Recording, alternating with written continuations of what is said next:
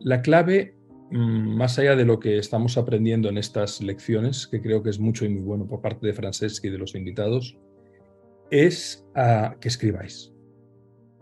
Que escribáis y que lo leáis y que lo compartáis y que tengáis feedback. ¿Por qué el 7 es importante? Porque el 7 es la combinación de dos números fundamentales.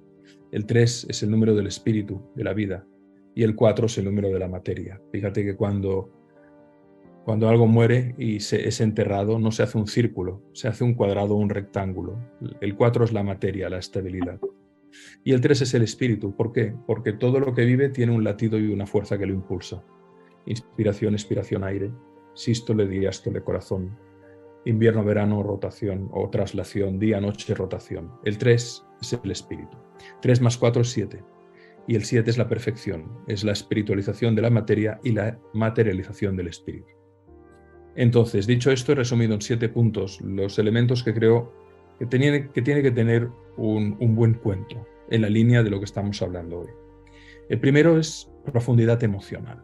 Muy importante que tenga profundidad emocional. Es decir, para que un cuento impacte, tenemos que explorar las emociones humanas en profundidad. El miedo, la sorpresa, la alegría, la duda, la culpa, la rabia, el arrobo.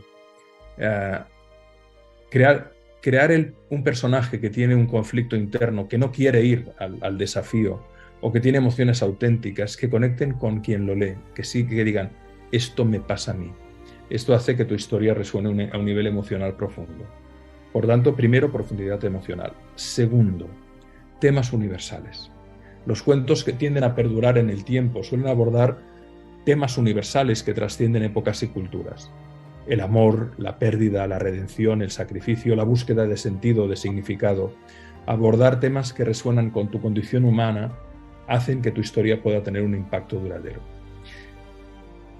Segundo, era temas universales. Tercero, una estructura sólida. ¿A qué me refiero por esto?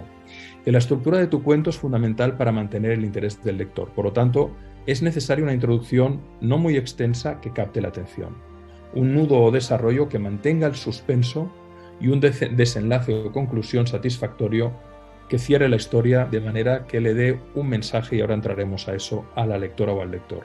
La estructura clásica de introducción, nudo y desenlace es efectiva, pero también puedes jugar con estructuras alternativas y probar qué pasa. La cuarta es el lenguaje evocador, es decir, un lenguaje poético y evocador es una característica de los cuentos. Metáforas, como decía Francesc, descripciones vívidas, una prosa elaborada que solo se puede cultivar escribiendo mucho, hace que el lector pueda entrar o la lectora en el mundo imaginario. El lenguaje debe despertar la imaginación, debe hacer que el lector, como las imágenes evocadoras de la presentación de Francesc, solo con una imagen de un guerrero de espaldas en un paisaje lleno de bruma, dicen, ¡buah! Aquí hay misterio, aquí hay sorpresa. Quinto elemento, giros inesperados. Todo esto lo pasaremos, ¿eh? Los cuentos impactantes suelen contener giros sorprendentes, situaciones que no te esperabas, que están fuera de un guión previsto. Por lo tanto, busca la manera de desafiar las expectativas del lector y de darle a veces giros inesperados en la historia, con la aparición de un nuevo personaje, con una experiencia de crisis que aparece cuando nada se esperaba. Eso mantiene el interés porque hay un factor sorpresa y genera impacto en la memoria. Para acabar, 2 ideas. Primera, la sexta, reflexiones filosóficas. Incluir reflexiones sutiles, no muy explícitas, en tu cuento le puede añadir profundidad y resonancia. Cuestiones existenciales, cuestiones morales, cómo se comportan los personajes, su coherencia, su incoherencia.